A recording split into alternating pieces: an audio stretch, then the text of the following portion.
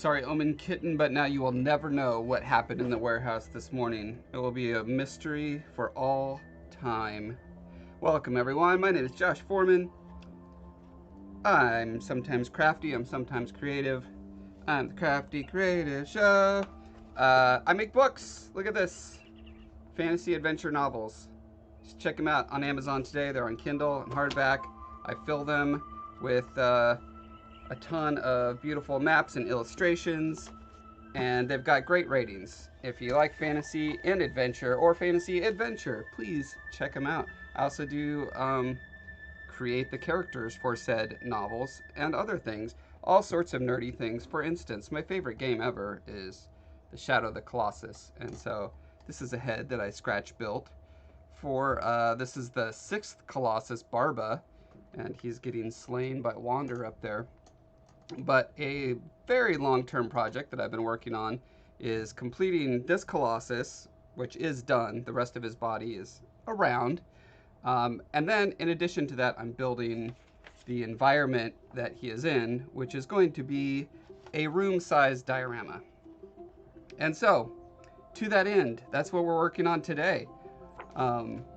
We recently finished up over the past couple of months that I've been streaming here on Reaper. I think it's been a couple months now. Yeah, it definitely has been. We built this thing, the largest dice tower I've ever seen. Apparently there is a bigger one somewhere in the world, but this is the one that I made. And it is part of the room-sized diorama. These sort of walls are also going to be a part of it. In the game, you have to like scramble over these walls as you're escaping from the Colossus, or luring him to the end part there. And at the end part, it's kind of hard to see from these pictures, hard to make out what's going on spatially. You'll just have to take my word for it. At the end part, there's this kind of shelf-like carved ruin area, and they have these roundish pillars. And that's what we're working on today.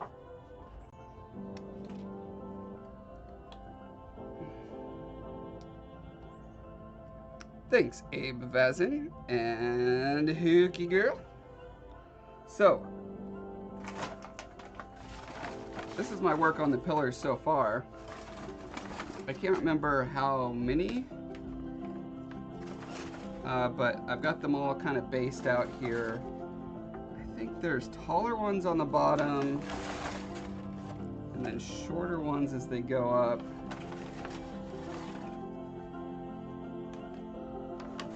Okay, so here's my first one that I was doing some tests on to decide how I wanted to do the texture work on them.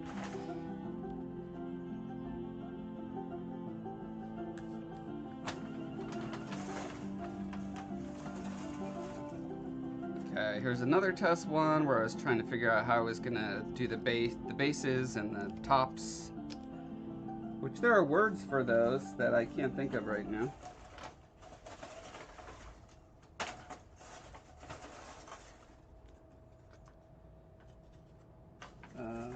Yeah, and then I cut a ton of these little bitty bobs from XPS foam, and it's been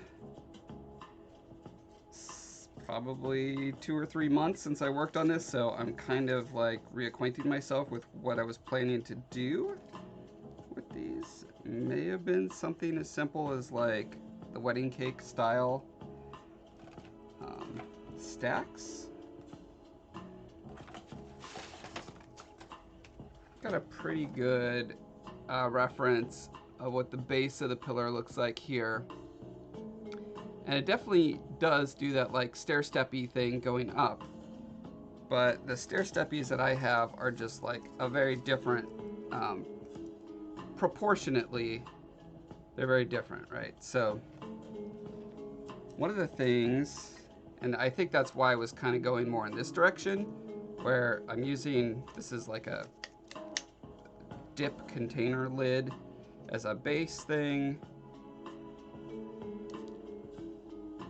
And then I think this was done with a like window and door sealer. It's like a strip of foam, and I just wrapped it around there and cut the little edges in.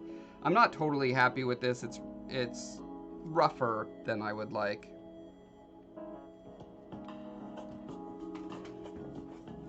Hey Naviz, it's noon for me, so happy noon to you as well.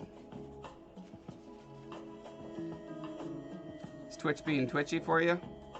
I'm getting no warnings on my end as far as my upload stuff. Is it gone?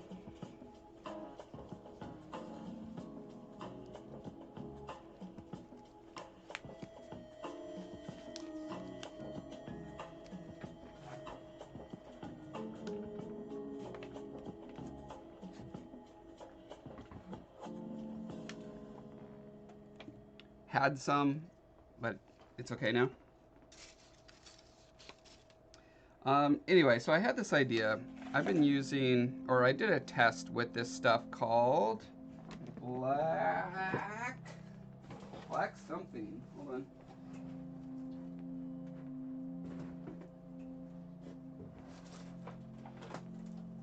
Oh yeah. I don't know why I keep forgetting the name of this. It's literally just black magic. Like, I'm a patron of Black Magic Craft on YouTube, and I have a shirt called that says Black Magic on it. I should remember Black Magic is the name of this stuff. Anyway, it's a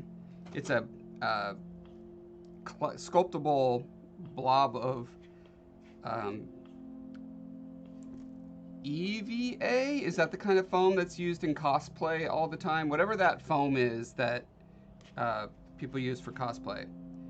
The idea being you could sculpt little horns and stuff. Like, I think I may have used it to sculpt, not these horns, but I made a hat version of this to give away as a prize when I do the final sort of reveal stuff, which I will do after this whole diorama is built. Anyway, yeah, this I pressed into a mold.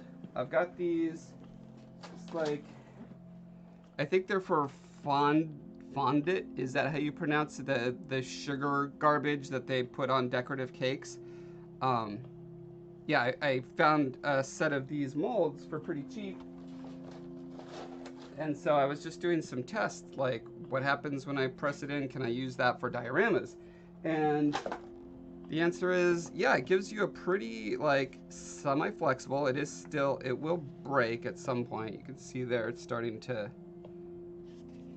break. So it's not like infinitely, you know, a beautiful piece of rubber you could, but the cool thing is, because it is essentially that foam, it's very easy to carve and sand and work with in a very similar way to how you work with the this foam. And whenever you're doing a project and you have material compatibility, as in like your tools and processes work across multiple things, that's good, and that's great. So this is what I was thinking. Originally I was trying to make these, where'd this guy go? These little decorative bits by addition of elements. So I cut little strips of the foam into these shapes and laid them on, and you know, you have to glue them on. It takes, you know, I'm using little O-rings from a, you know, plumbing set of O-rings. And because I have so many pillars, I'm going to end up going through a lot of O-rings and spend a lot of time gluing. And so I had this idea, what if I make my own little push mold that I can then just wrap around the pillar, right? This always makes me think of Zelda 2, The Adventure of Link. All of their palaces were like just this bricks with different colors, but it was pretty much like that same brick texture everywhere. Very much an aside. Anyway, underrated Zelda game, you guys. I know it's Byzantine as all heck and ridiculous, but the combat, like, There's so little combat that has that depth and nuance on the NES. Okay. Pillar. Design. Yes, this is what I want to do. There it is. Okay, so if I'm not having to construct each one individually like I did with this previous piece, one thing I could do is simply sculpt one of these, and it looks like it goes on either 3 or 4 times around the pillar. It wraps around. So I'm feeling pretty freedom.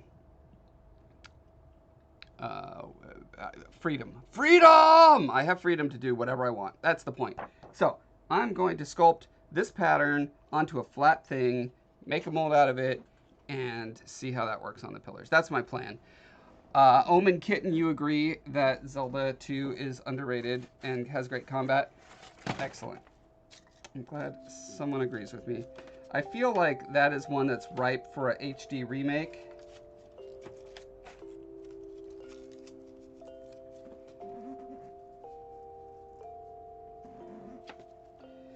So one thing I can kind of work out is like, if I do 3 of these patterns around the pillar base, what does that equal in like width on my little strip that I'm going to sculpt onto? So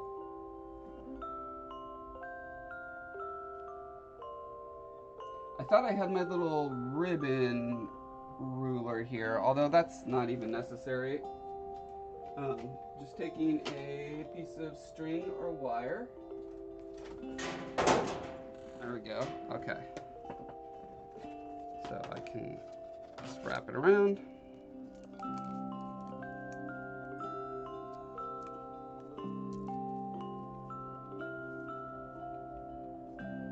Okay, so that's about that long.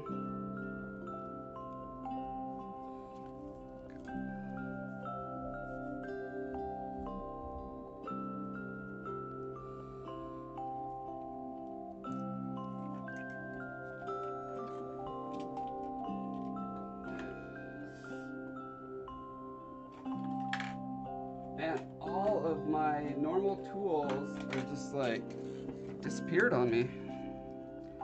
Probably because I'm in the process of moving, but I haven't really moved much stuff out here yet, or packed it. This is gonna be the last thing I pack. Okay, so more or less, this is the width of a pillar. If we wrap it around from here all the way around, it should more or less land. Oh, look at that! How different is that? Why was that so different? Are these different widths?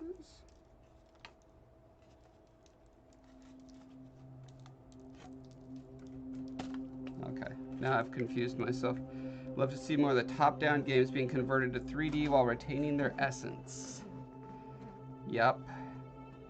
I don't even want Zelda 2 3D. Like, I like its combat being as...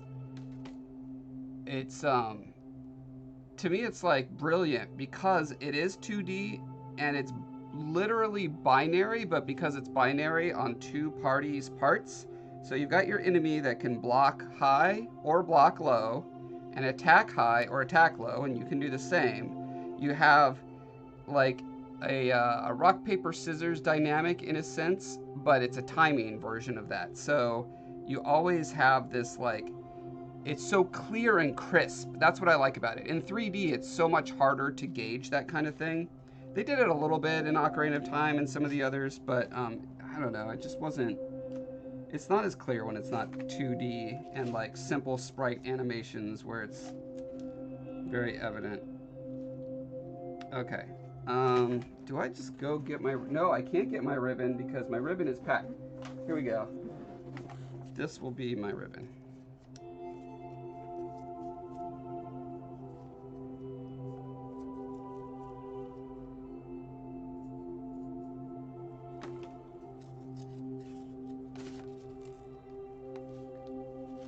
Look at that.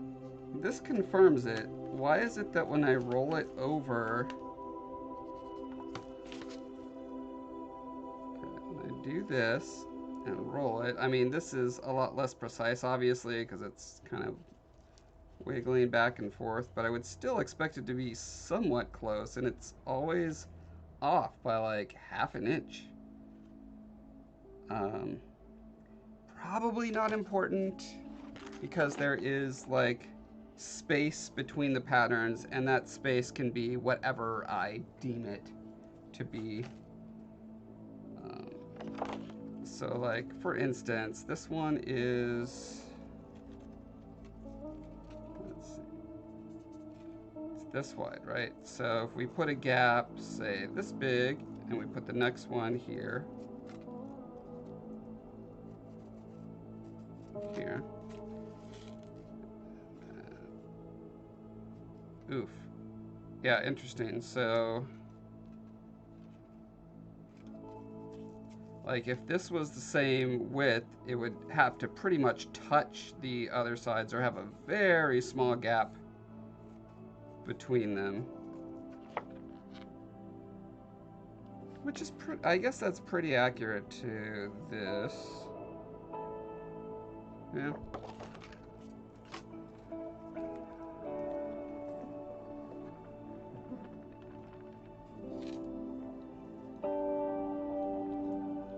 Rolling the round object instead of the flat object. It's clever. Let's see if that gives us something different. It's harder to see that the line's lining up, but yeah, see, it's coming out different. Okay, so here's the line on the bottom, right? Here's the side. It's like, okay, it's perfectly lined up there. Okay, roll, roll, roll.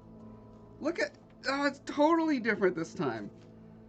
Oh, I'm going from the wrong side. Let's go from the right side. Okay.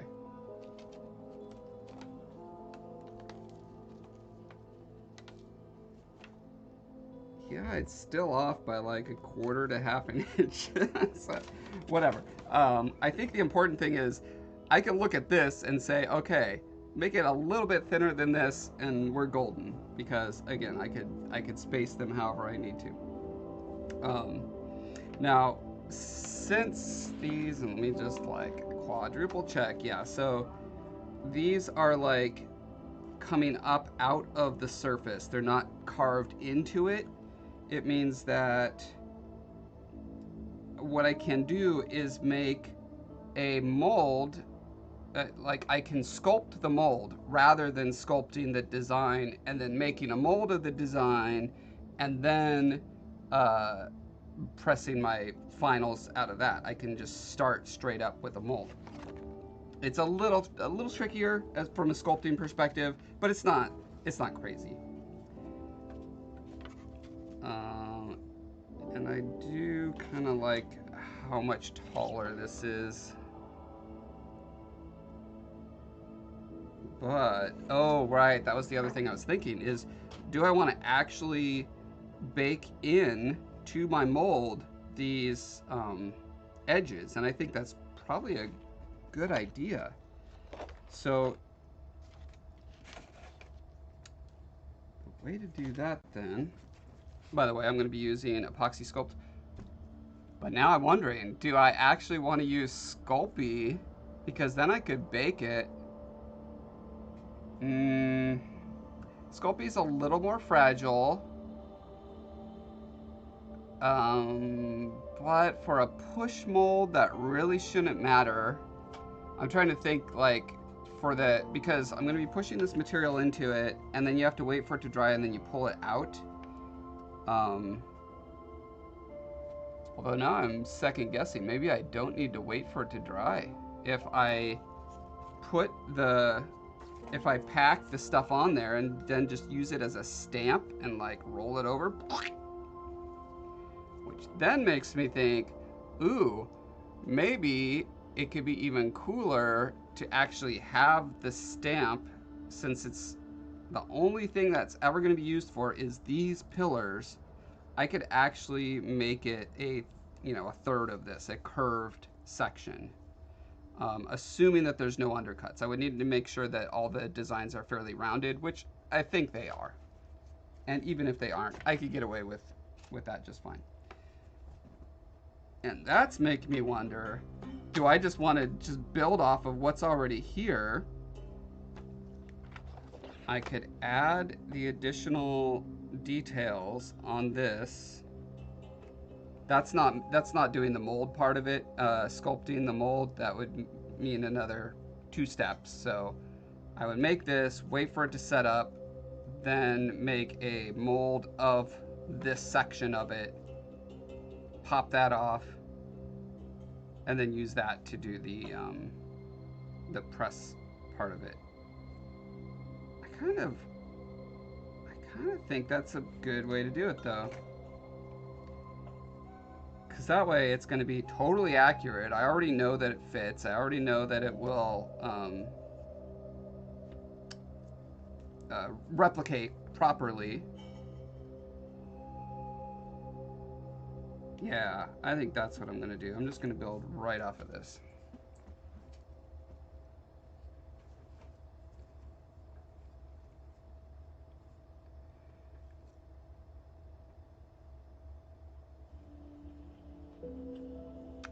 Yeah, exactly. Indivies. My measuring tape is packed away.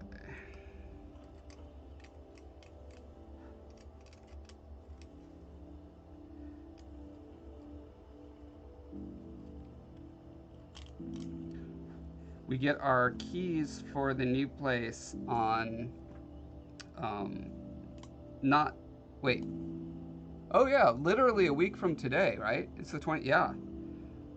So a week from today, basically I'm gonna do my stream here like I am right now, like normal, and then like immediately after that start packing up the garage, move it to the new place, and so by the time the next Thursday rolls around, I'll like be ready to hit the ground running. It's great. Great timing. So I'm not happy with how these circles are like ever so slightly offset, so I'm gonna have to do a little bit of scooching.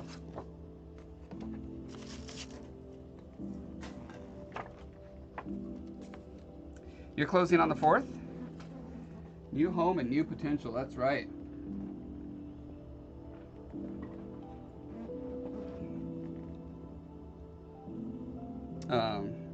Yeah, I'm not excited. I'm actually filled with dread because it's so much, like it's literally a little over 2.5 times what we're paying for rent right now is what we're going to be paying for, you know, mortgage and taxes and all that stuff. So that's going to be incredibly rough. I honestly don't know how we're going to do it. But we were left little choice.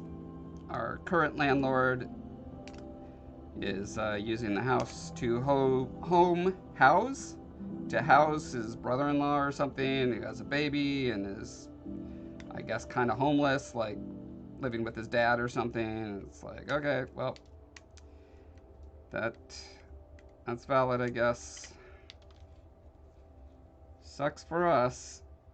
Like, we had to find a house in the most crowded, expensive market almost in history.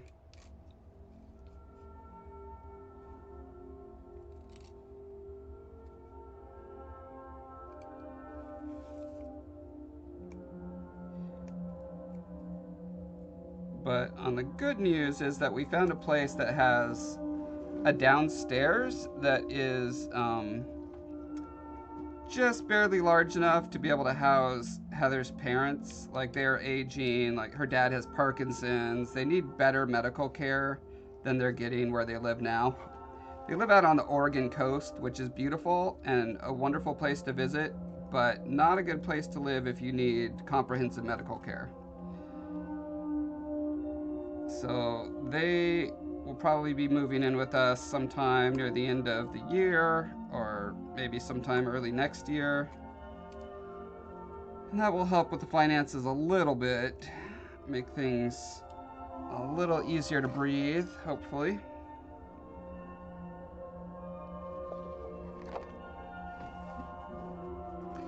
It is an entire mood, isn't it?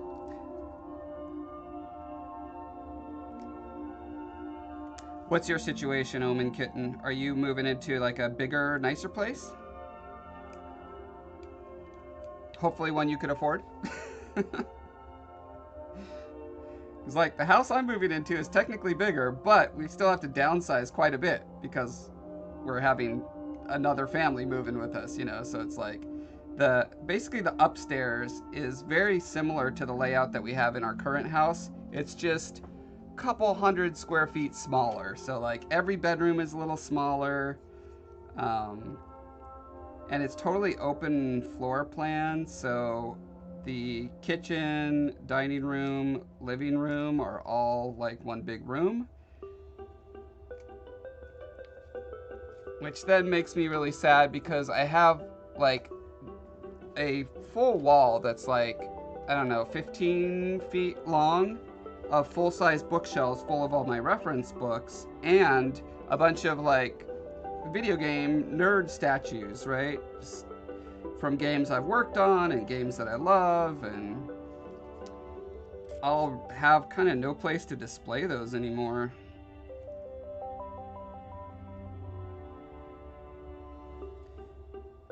My dad valiantly volunteered to take my reference library for me for the foreseeable future. So I'm going to pack them into big Tupperware tubs. Costco is having a sale on them, fortunately. So I got a ton of those, and I'll have my books stored for who knows how long.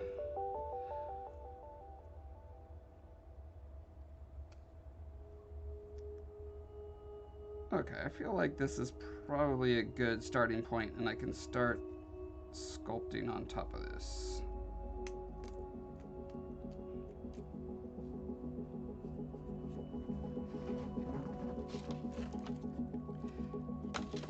A two-sided bookshelf in the middle of the room. Wow, that's an interesting thought.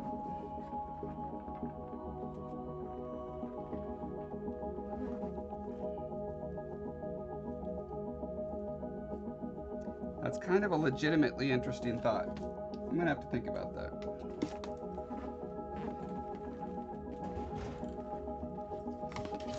Okay, did I mention I'm using epoxy sculpt? This is wonderful stuff. I love it. It's a very different paradigm for sculpting than using like other kinds of clay where you can start with a lump and you slowly refine it. With epoxy clay, like it's what I used for all of this. Like I can't imagine doing that in Super Sculpey to get all that detail and stuff in there.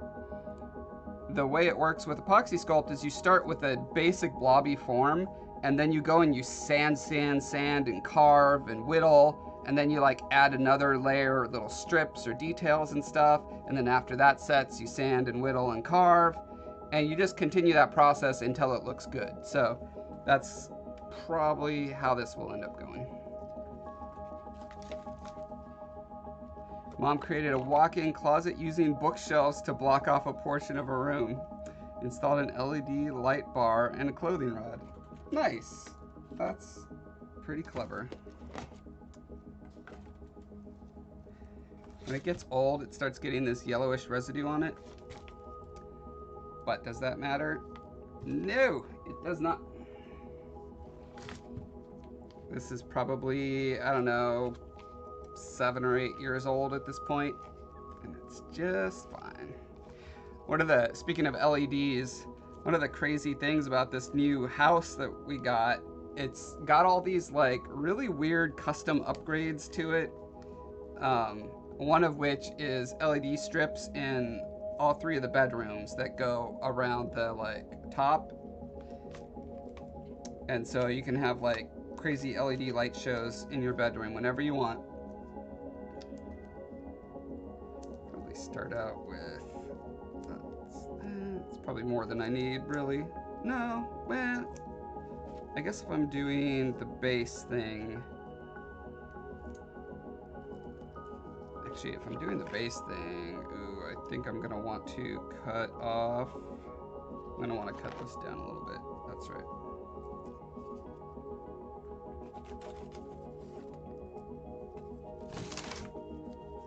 We also have a smart fridge. You know, it's got a big like screen on the front of it. It's like, why? It seems very pointless to me. We'll see after we use it for a while if it makes any sense, but got a smart fridge now. Also have smart toilets, or I don't know, they're like Toto toilets. I looked it up online and they're like anywhere from $3,000 to $5,000. I think we've got like one of the $4,000 ones and one of the $5,000 ones in the master bath. It's, yeah. There's gonna be a lot of things to get used to in this new place. We're moving into the future. It's going on, it's going on, it's going on. The future. Okay. That's going to be better proportions for me. Just double check. They are all this height. Yeah. Yes. Yes.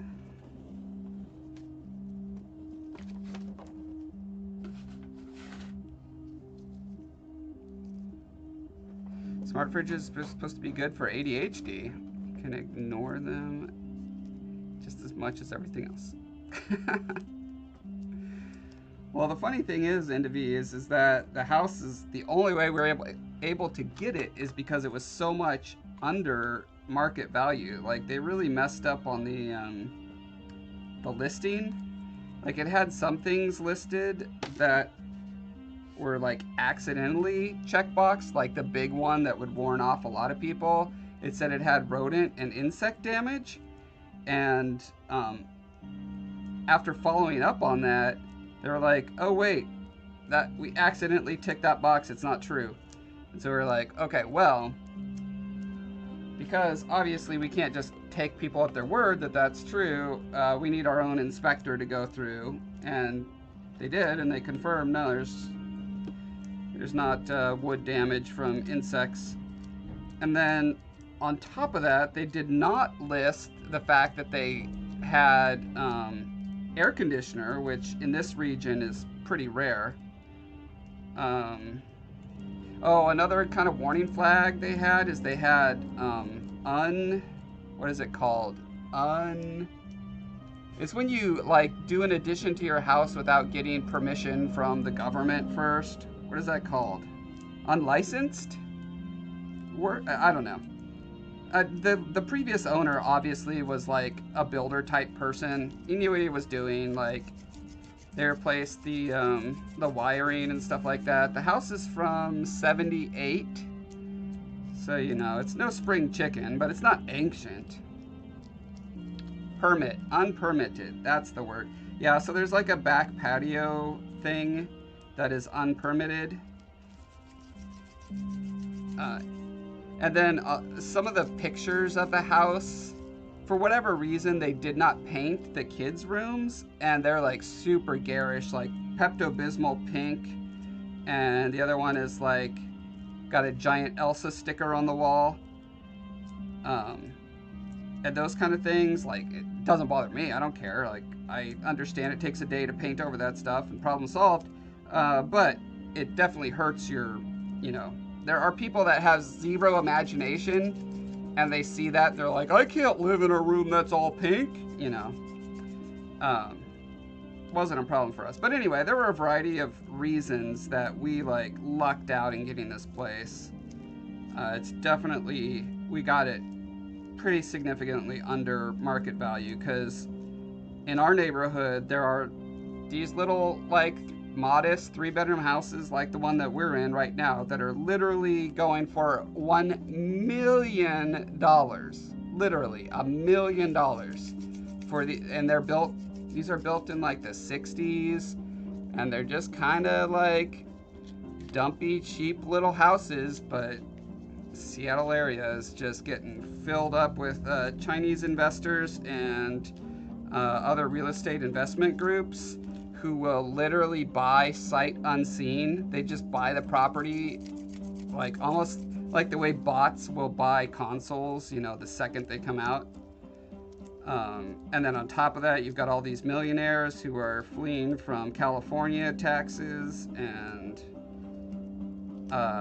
all the tech that just keeps blowing up here, Amazon and Facebook, and obviously Microsoft, Nintendo, et al.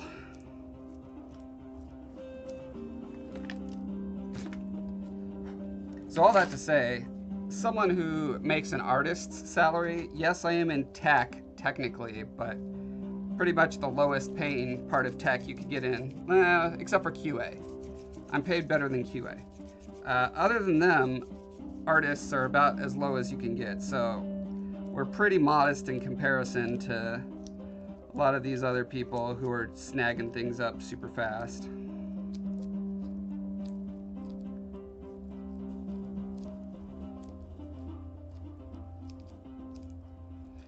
An 80s mobile home? Dirt cheap. Yeah. Oh, so you got it on the land. Yeah.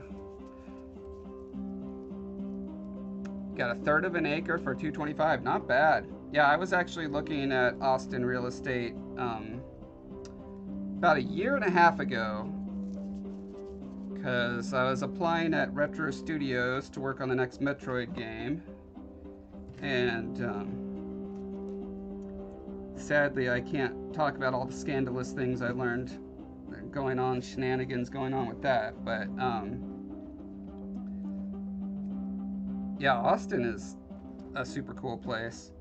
Definitely, if I was going to move someplace, if I had to leave the Pacific Northwest, Austin would be a top contender.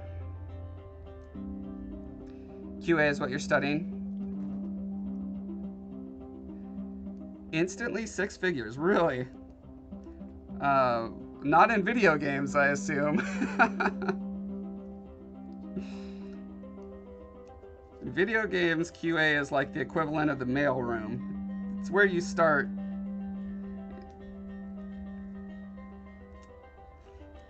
Which is both sad and unfair and ridiculous, but I think like a lot of the entertainment industry, there's just so many people trying to get into it that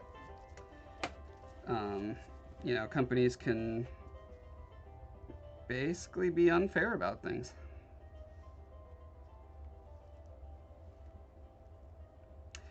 Yeah, also to be QA, very few QA have like degrees. Certainly not in QA.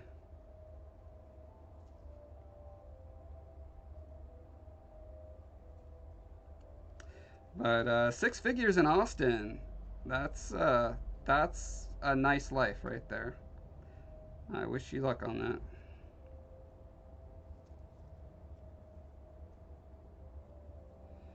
Six figures in Seattle is like barely middle class as far as like standard of living, the neighborhood you could live in.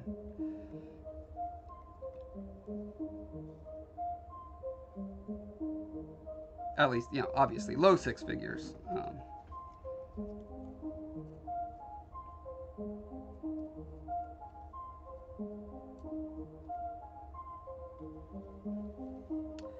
Okay, so I'm gonna surround the edges of this, because if I'm pressing a stamp onto it, any little part where the mold could like pull on it, it's gonna cause tearing and stuff.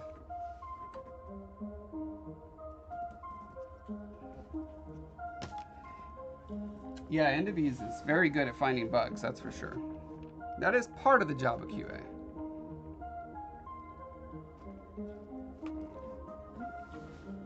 Endivies, you just need to work harder to find that self-destruct button. You know, we had a Guild Wars 2 toaster at ArenaNet that would toast the little Guild Wars 2 dragon logo on your bread. I'll bet that had a self-destruct.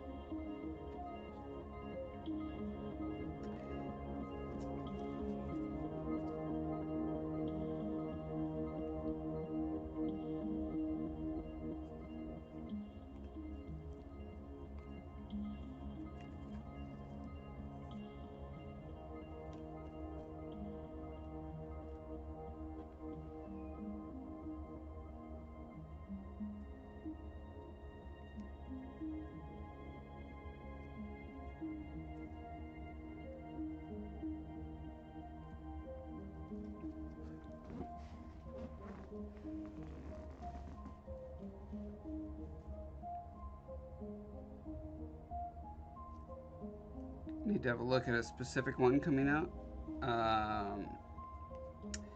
Yeah, I don't know if they'll make any more toasters based on new stuff. Seems unlikely, but you never know. Hey, Be Glittered Geek.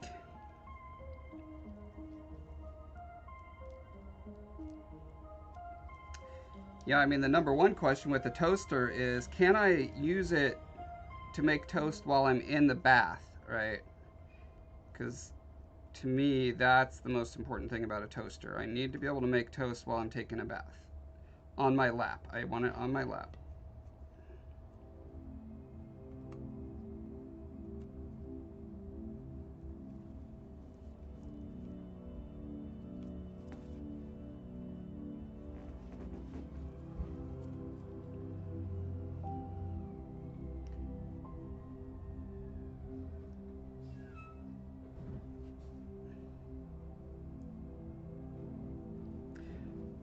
What industry are you looking to get into, Omega Kitten?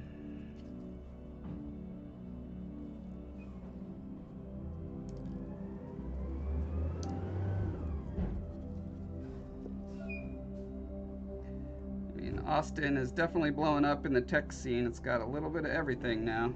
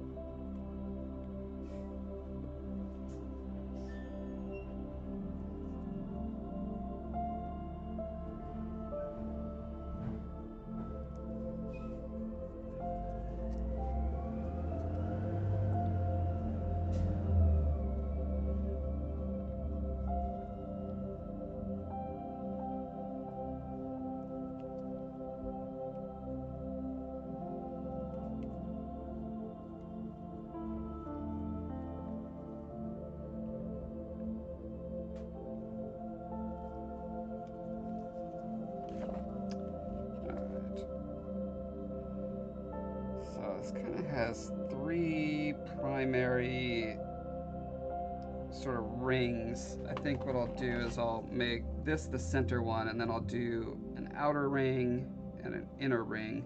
But first, I am remembering I wanted to do, let's see how that goes. Let's see if there's going to be an outer ring. I need to make room for it. And then after that outer ring, we're doing the, what would this be considered? The first sort of step.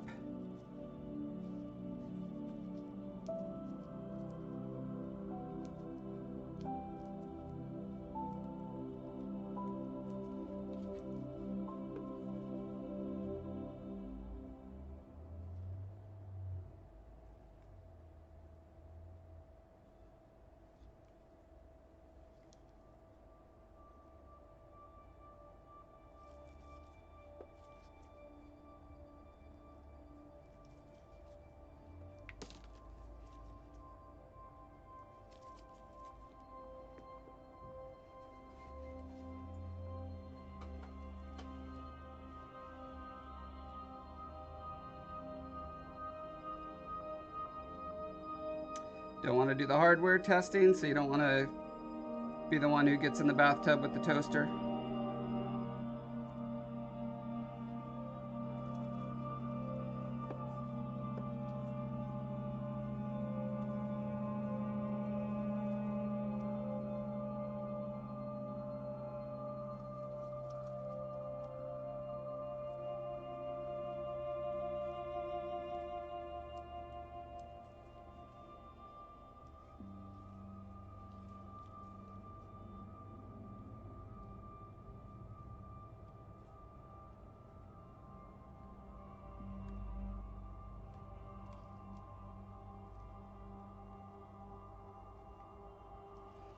So I'm just blocking this in really roughly so the clay is at least in place and it's not gonna, I don't have to roll it out because this stuff slowly gets harder as you work with it, you know, over a period of a couple, well, you have about an hour of working time really.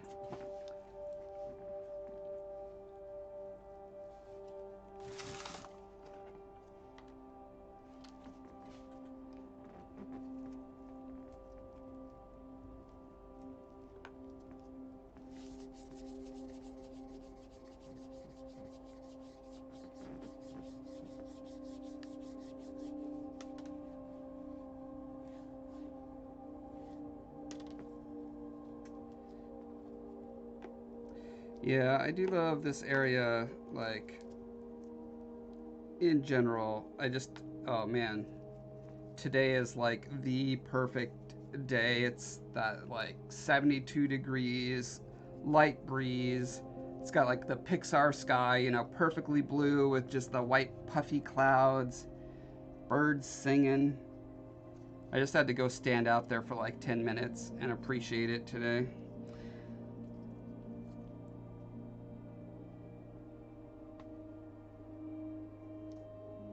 If you like the outdoors, this is a really great place. The hiking around here is spectacular as well.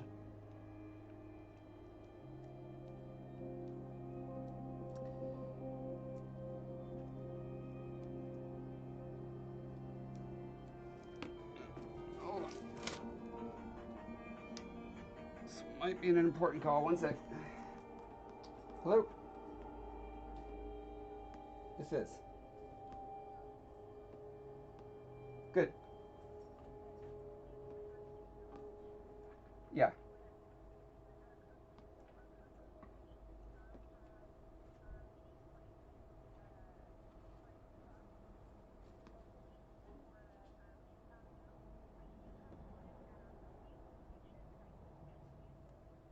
Okay.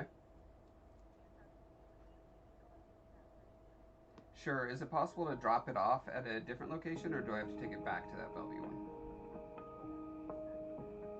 All right, that's fine. What part of Bellevue is it in?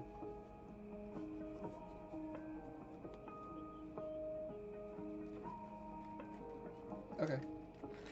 Yeah, that's fine. Oh, I just said that's fine.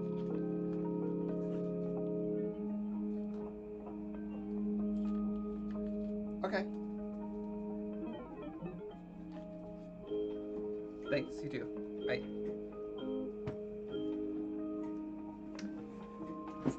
Sorry, yeah, when you're in the middle of moving, like every call is suddenly like super important because if one thing doesn't work, then all your logistical chain breaks down. And to make sure that I've got the truck rental finalized. And now I'm trying to put a glove back on my like semi-sweaty hand, and it's just no bueno.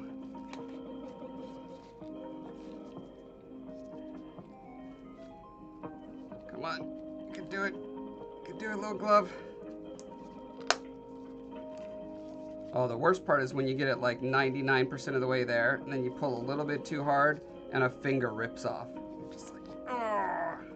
Well, at this point, it's probably not super important that I have gloves on. Like most of the sticky tackiness of this is done, but I can't stand having sticky fingers. Which is why I can't camp, you guys. I love the outdoors. I love hiking. I love day trips, but man, I cannot camp.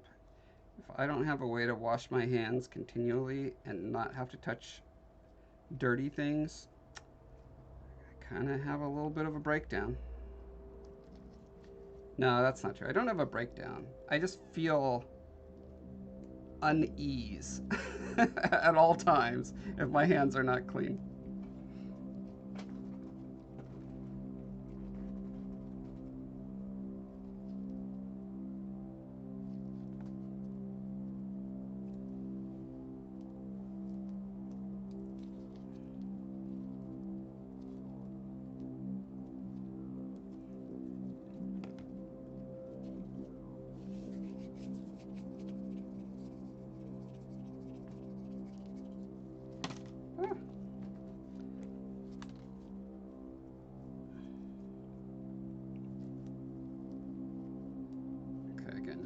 blocking this in really lumpy dumpy, and that's fine for now.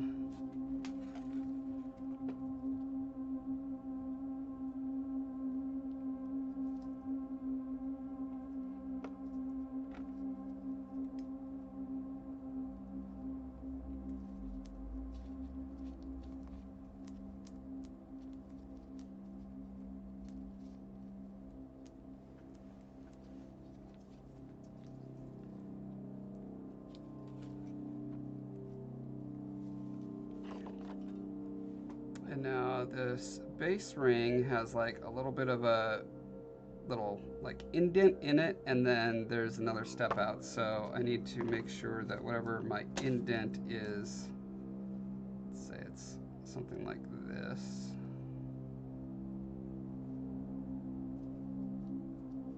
That there's enough room for that, and the bottom lip as well. Which I can just kind of scooch up like so.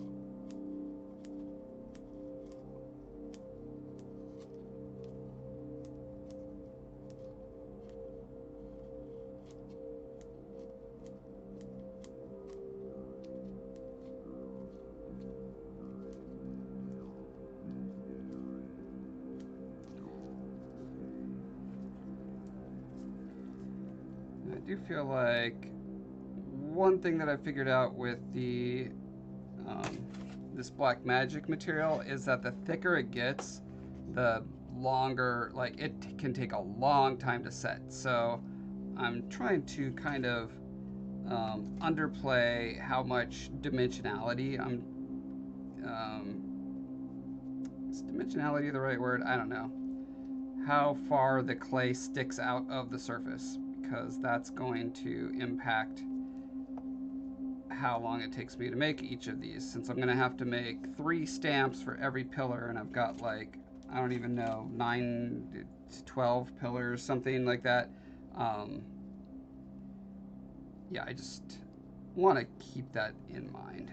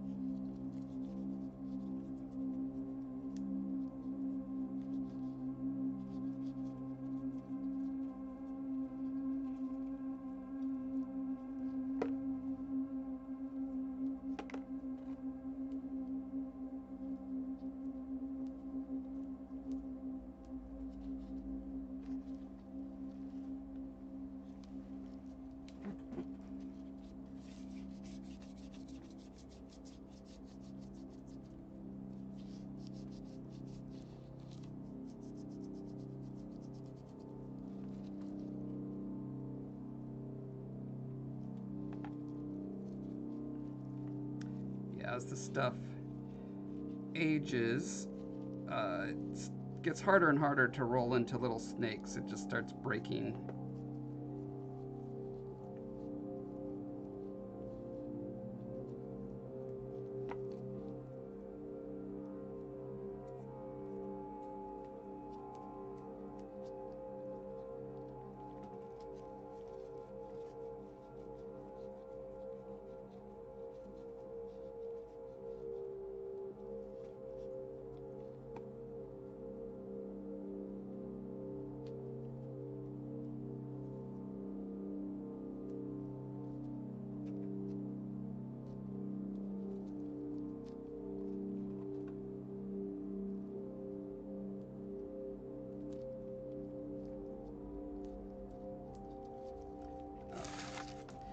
Now we've got, I'm trying to think if there's anything else. So that top bit, top part of the frame kind of merges up into this circular motif.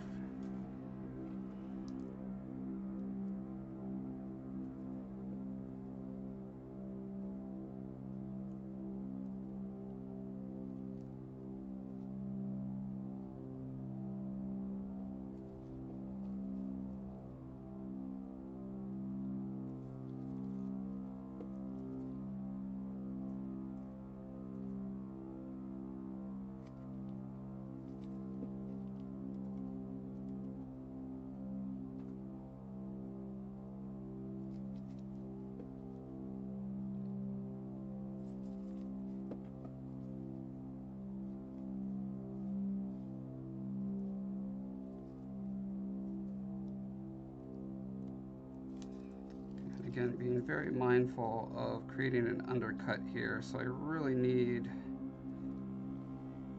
this angle to be a very narrow draft. Is that right? Draft? Is that the word I'm looking for?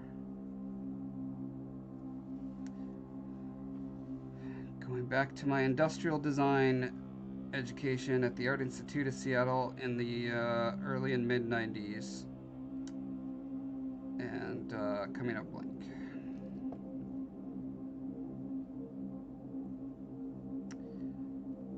Literally, the only thing of value I learned at the Art Institute of Seattle was do not accept your first design. Always design past where you're happy. And quite often, you'll end up going back to, where you were happy, but you can't be ultimately happy until you are sure that you've explored beyond the minimum, right? A lot of people, they'll just be like, they'll have an idea, and they'll be like, okay, this is the thing, I'm doing this, and then they'll spend a ton of time making that thing rather than spending another, just a couple hours thinking, okay, well, it's this, but what if it's also this? Or what if it's tweaked by this other factor or whatever, right? And that's kind of the difference between like professional designers versus non-professional.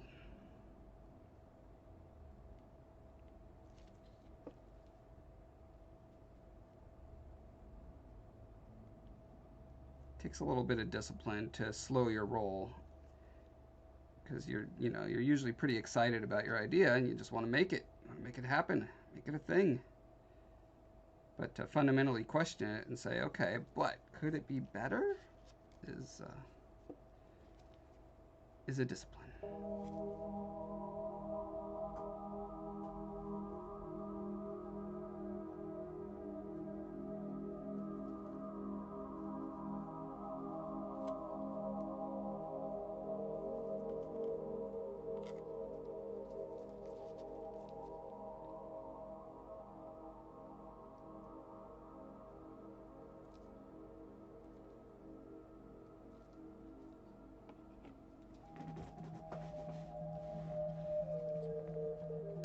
Hobby Goblin Joe, hey, thanks for the raid. How's it going? What kind of goblin-y goodness were you working on?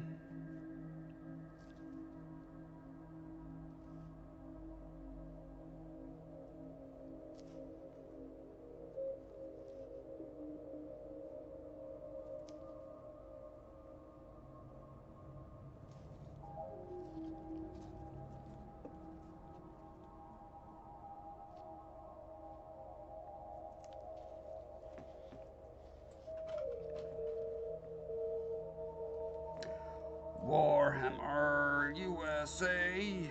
Why buy Warhammer anywhere else?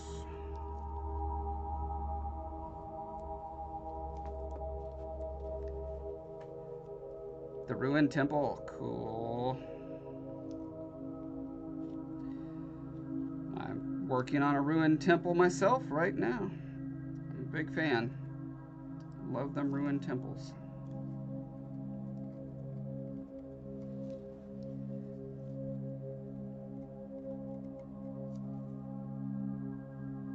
Well, have you seen my scatter terrain, Hobby Goblin Joe? That's my scatter terrain. It's just this little tower. You could just put it, really pop it anywhere on your board. It's fine. Just off in the corner or whatever.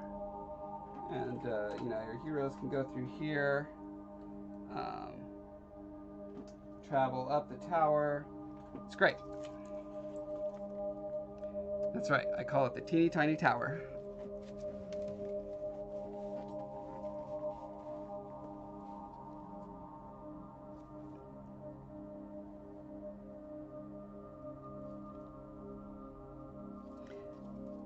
This is actually a part of a diorama. I'm making like a very large diorama for my Colossus here, this guy, to be in the middle of.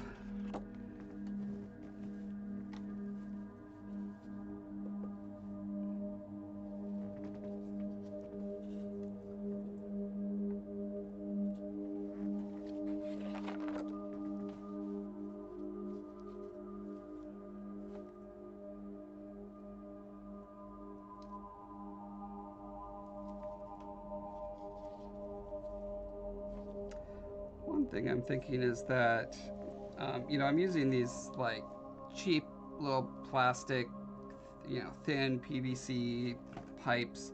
And so as I'm sculpting on this, I'm actually distorting it, which is annoying because I'm wanting to, you know, reproduce this and wrap it around the other ones, but if it starts distorted and then goes on to another distorted thing, it's going to be like double distorted. It's like making a VCR recording off of a already recorded VCR tape. You've all had that experience, I'm sure.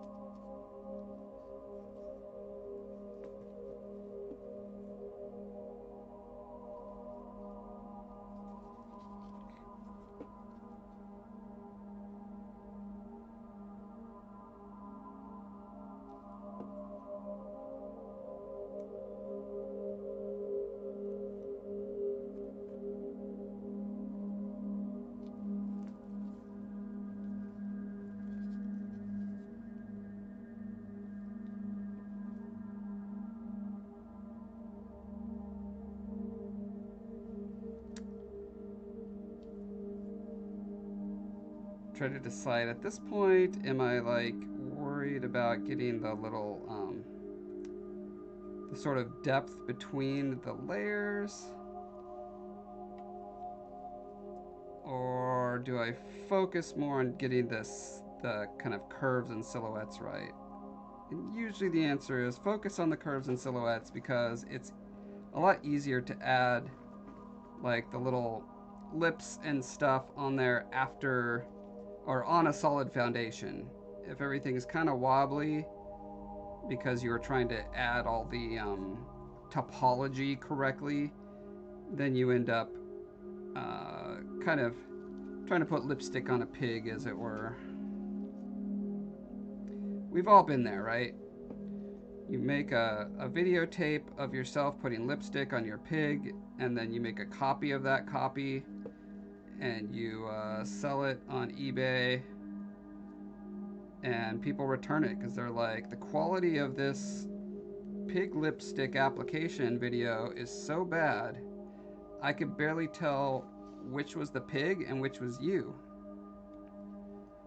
And then you get bad reviews, you shut down your eBay account. We've all been there.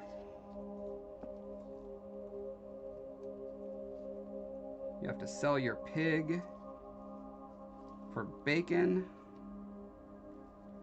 Then you just spend a month crying about that. 'Cause you thought you were gonna win the pig beauty competition.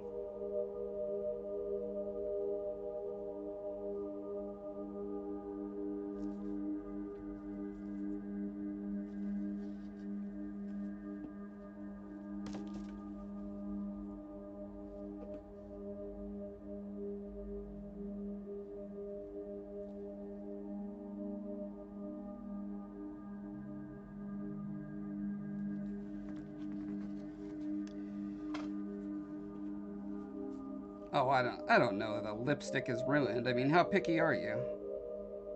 You're not gonna use lipstick just because it was also on your pig's lips?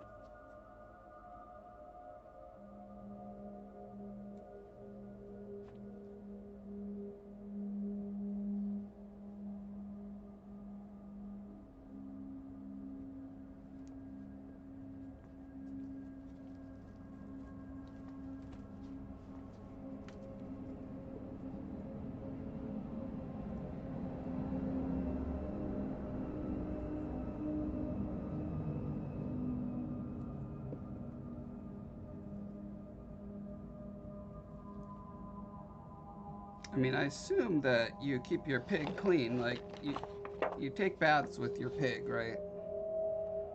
I mean, we all do that. And sometimes you want to make toast while you're in the bathtub to share with your pig. And so you need to have the toaster in the bathtub with you. You want to make sure that that toaster has been QA'd really well.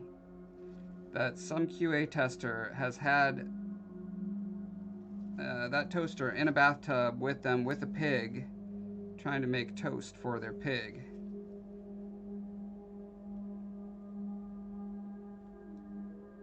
And that's why QA testers get the big bucks.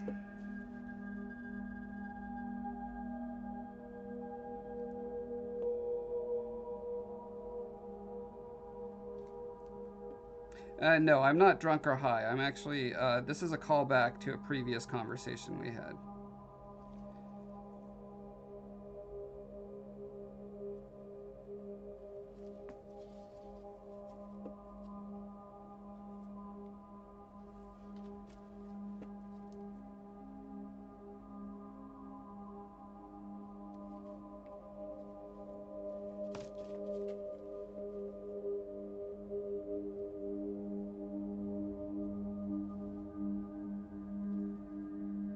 Yeah, this is a great example right here of where, like, making the height exactly correct from the base to where the edge is versus making sure that this arc is nice and smooth is way more important to get the arc smooth than to get the height correct, because you can just go over and sand it down to get a really consistent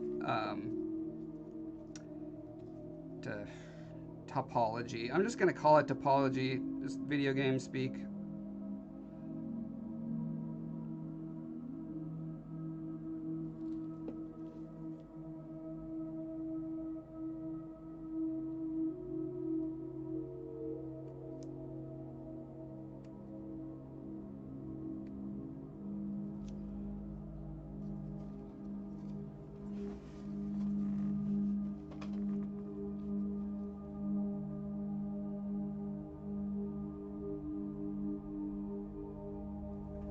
Well, yeah, I mean, what kind of a monster doesn't make toast for their piglets?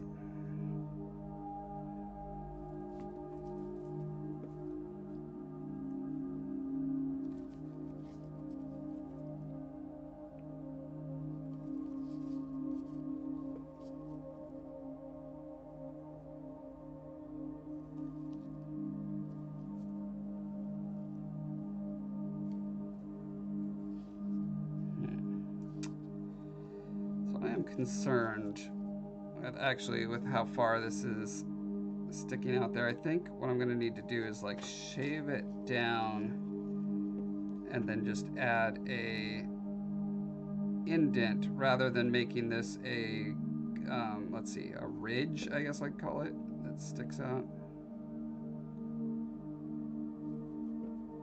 Because again, this is turning into a stamp, and in order to stamp it, the stamp needs to be able to pull away from the surface, and if there's any undercuts, that's going to be really tricky.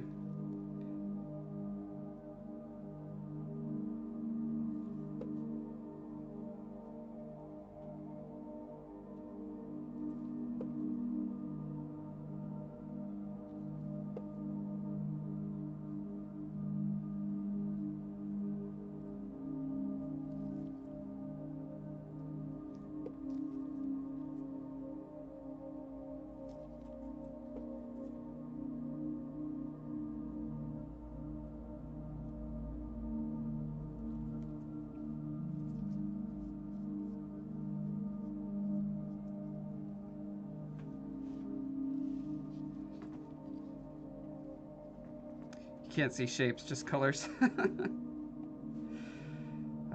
You and your sad screen resolution.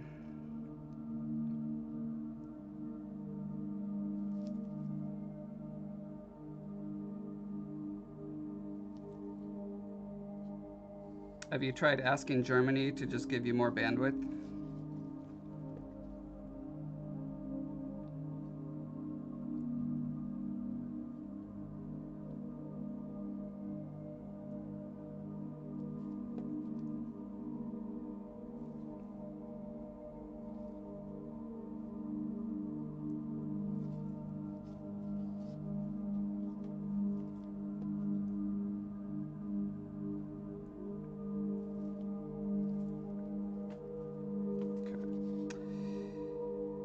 Yeah, I think that'll work fine. So do that on the other side.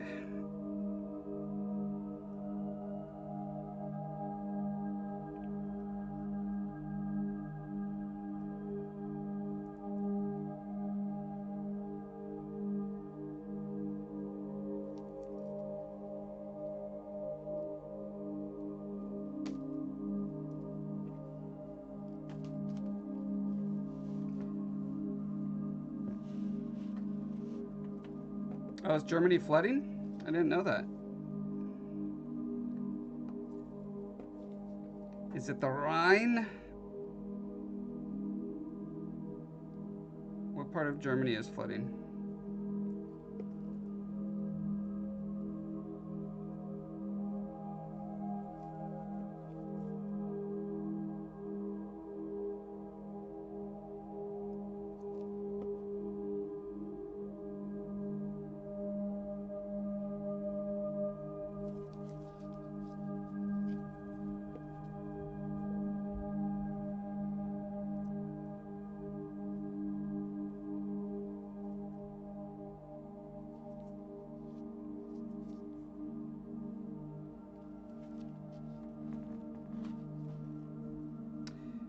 Not on that side. I'm glad you're not flooded.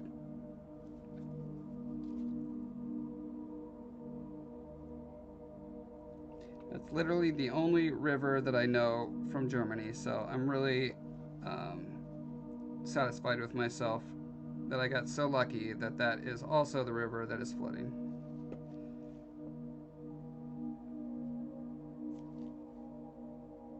Oh wait, does the Danube also flow through Germany somewhere? I might know two rivers.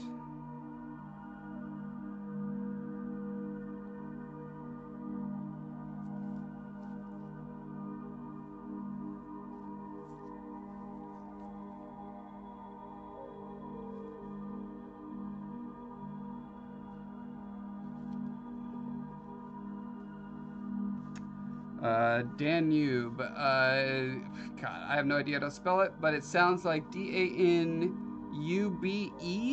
maybe? Danube.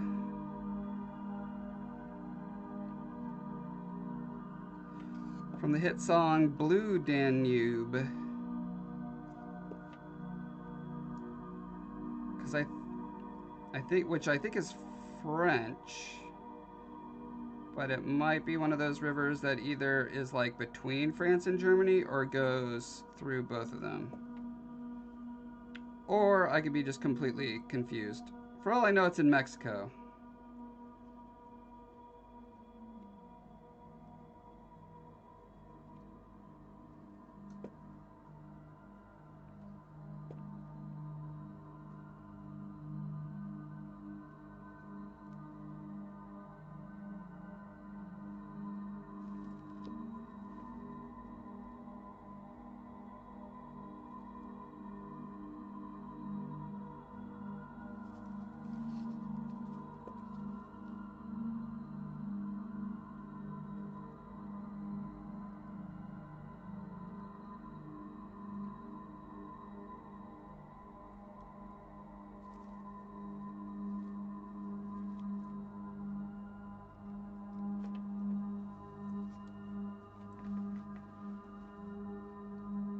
It does go through Germany? Woohoo!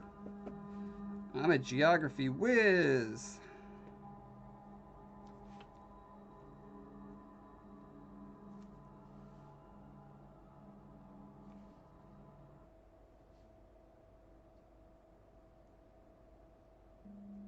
Am I correct that it also goes through France? Or is it a tributary of the Rhine?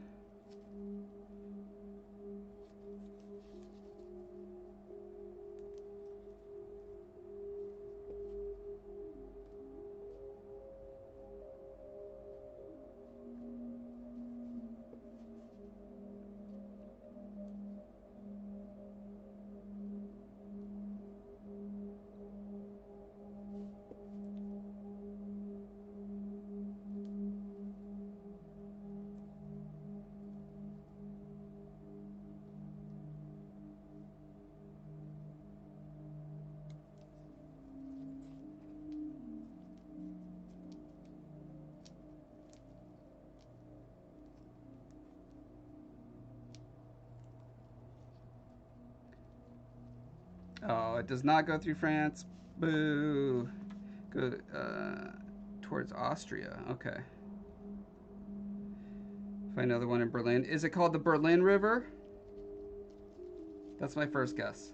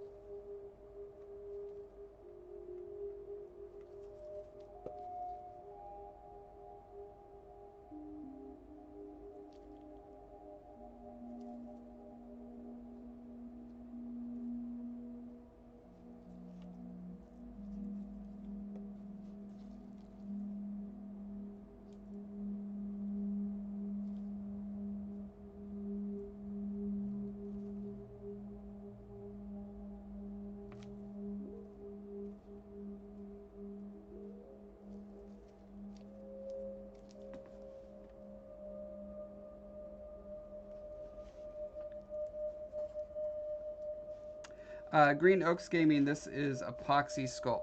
So it is similar to green stuff and other epoxy clays. It has slightly different properties. It's a lot cheaper per ounce, that's for sure. And I prefer it to green stuff. And what's the other thing that a lot of miniatures are made out of?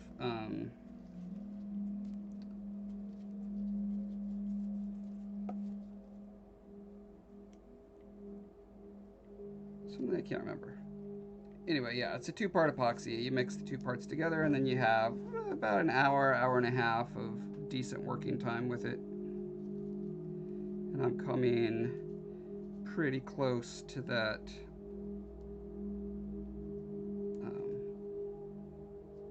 threshold. But we are not there yet. Oh, hopes and dreams. Yes, that is what a lot of minis are made out of. True.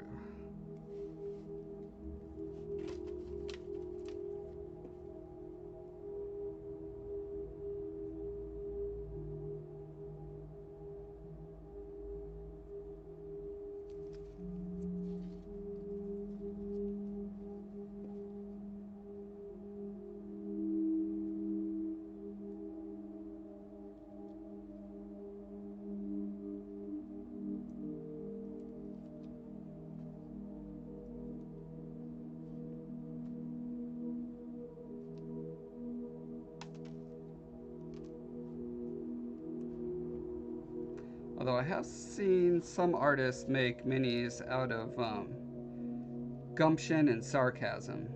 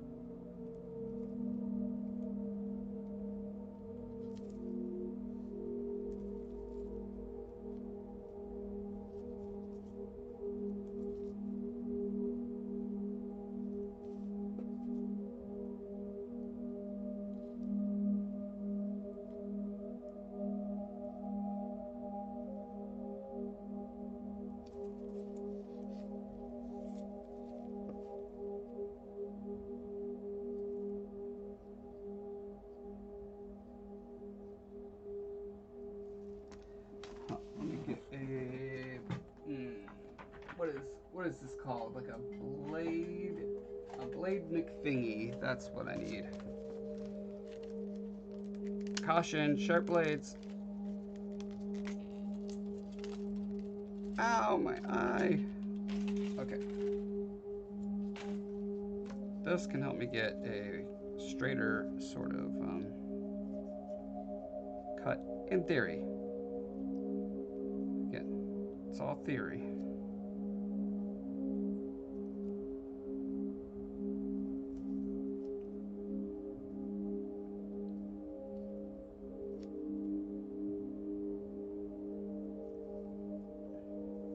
Yeah, you can see it's still pretty wobbly. The line is kind of wobbly there.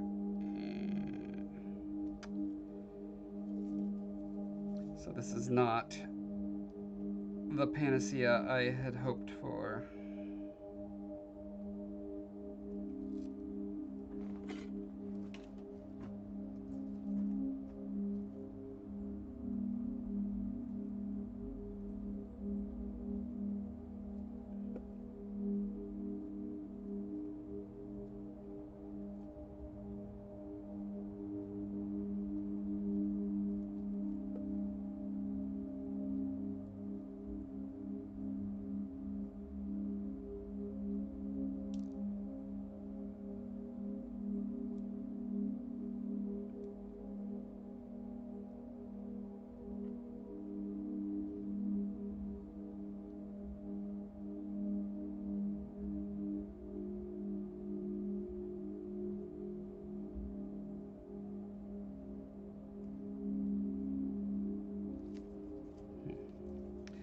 Like this sort of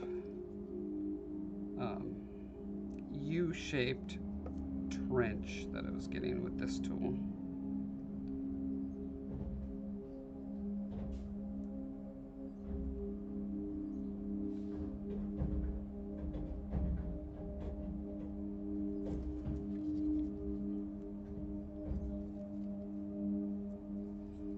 Yeah, I think basically, after this sets up, carving these lines straighter with X-Acto knife will be easier. Hey, Linda.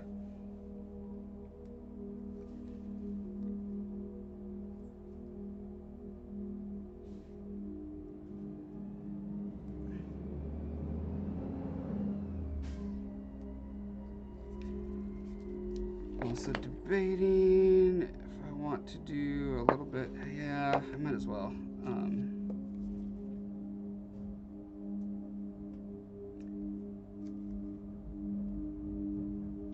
little bit of these individual stone indentations.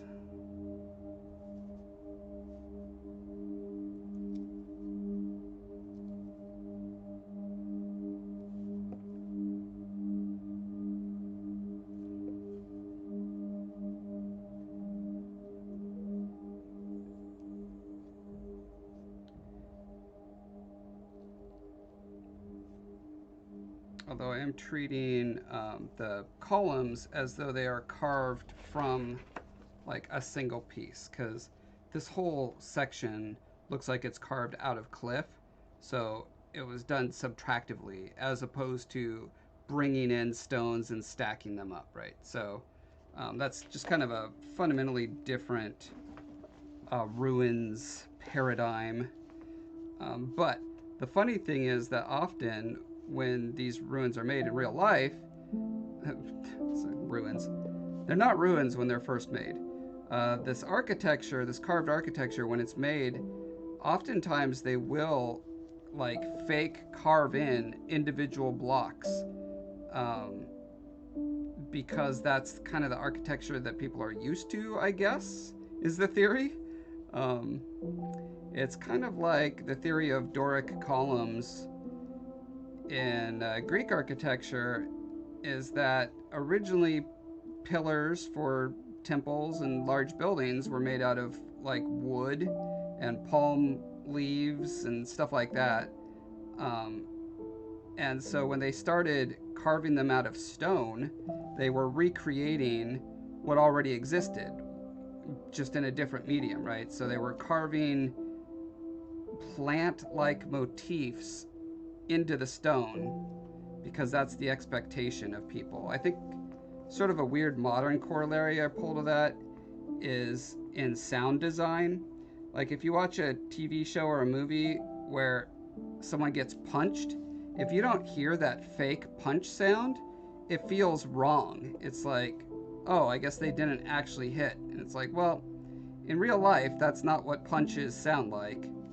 But if you don't hear it in a filmed medium, it feels wrong. And I'm guessing that's kind of a similar thing to why, as architecture developed, they would reference back to the older materials and aesthetics, just because it would feel wrong to people if it didn't. And I think also, I never put these two together, but brutalism in architecture might be as off-putting as it is because it is truly leaning into what the medium of steel and concrete can do, as opposed to comforting us with aesthetics that we're familiar with older architecture. What? It's 1:30. And I'm getting my reminder that it is. We've been going about an hour and a half, so it's time to load up our next raid or go back to the warehouse or whatever we're going to do. I will sculpt this out, but first I will remind everyone that I am a fantasy adventure novel co-author, and you should check out our books called The Scarred King. It will be a trilogy soon. Right now it's a duology. We'll get to the third book. I do tons of art for these books. There's about 70 illustrations and maps in every book, and they're lots of fun. You should check them out. We're also working on setting up collector's edition stuff. Like we've got these super cool, super shiny coins for each of the books that come out. We're gonna have little statues for our characters that you can buy. This stuff is, it's going to be on Amazon Handmade. Amazon has a subcategory for handmade stuff. So yeah, look forward to that. And I think that's all my pluggables. Follow me on Discord. Discord too. Breath of Life Development is my Discord. And what I meant to say was Instagram. That's the important one. Instagram. I'm Breath of Life Dev on Instagram. I also stream on my own Twitch channel under Josh Foreman, just to keep everyone thoroughly confused. Am I going to be Breath of Life Development or am I going to be Josh Foreman? You don't know. It's different on every platform. On Twitter, I'm Joshua Foreman, just to make things extra complicated. Hooray for confusion. Anyway, I will talk to y'all next time. Thanks for hanging.